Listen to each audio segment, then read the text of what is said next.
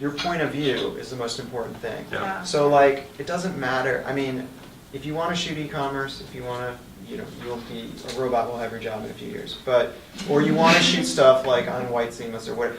But like, if you have a vision, if you want to tell stories, if you want to make art, or you have something that's unique, and everybody does. If you go into yourself and figure out what that is, then that will separate you out, and people will want to hire you.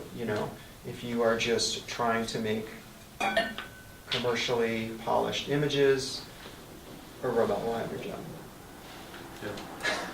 We were also talking about earlier before we Do you want to started. use that as a soundbite? This idea of thinking about now, how are you going to define success? Like, how do you Yeah. define success as a photographer?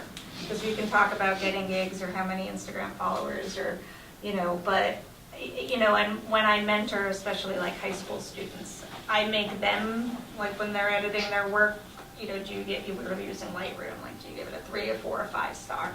Okay, so you decide which are your 5 stars. And don't let somebody else tell you that that's not a 5-star image, because that's one of the things that I feel like you want to learn from other people and from people who've been in the industry. But if you're here and you're behind a camera and you're passionate about it, then you have your vision and don't forget what it is. Yeah.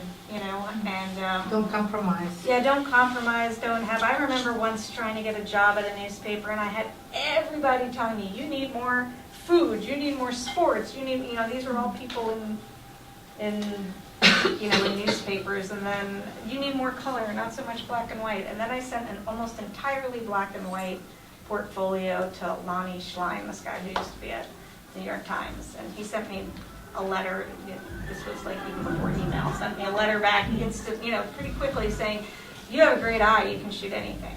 And I'm not saying that to brag. I'm saying that because I finally put in the portfolio what I thought my best work was, Yeah. and stopped listening to Yeah. everybody else. Yeah. And so at least if he was going to hire me, he was going to hire me or not hire me based on what I thought I was good at, not on what everybody else's Right. voices were saying.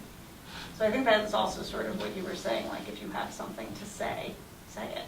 Yeah, yeah.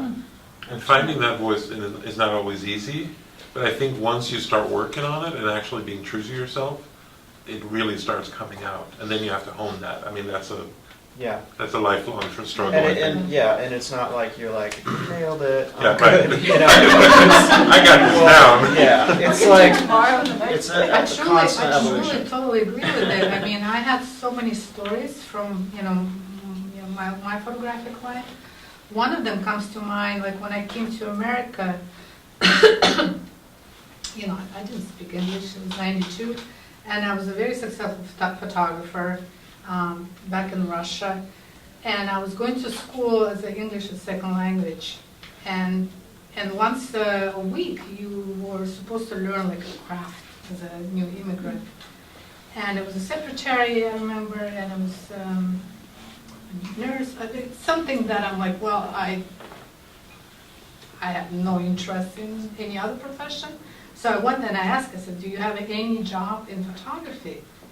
And they're like, oh, we'll get back to you. And they found me a job as a volunteer photographer for City Hall.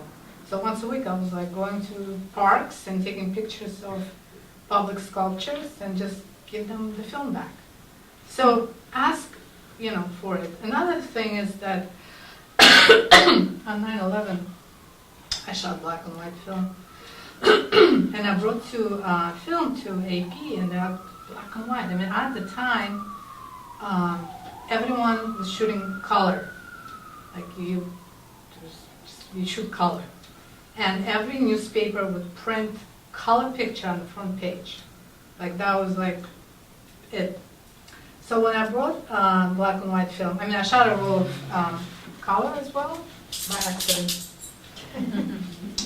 And so I think there were only maybe 2 newspapers decided to run a photo of mine, black and white, on the front page. And I remember I even have a photograph of it. The editor put, the photographer chose to take this photo in black and white. She kind of that was an excuse that she had to explain why it's in black and white. And then I remember one other AP photographer in Russia, he started shooting in black and white everything from that day on, just as a like a support and so and now you can see, you know, and I read somewhere that that was like opening a door to black and white photography for the front page of the newspaper. So you just stick with it, you know, guys. Like if you're passionate about it, and another thing I learned from almost 40 years in being in photography, when you're passionate about something, you do it, you go for it, and then the success and whatever that means for you, success could be financial success, or it could be creative success, you know, whatever the success, it will come to you when you are passionate about something.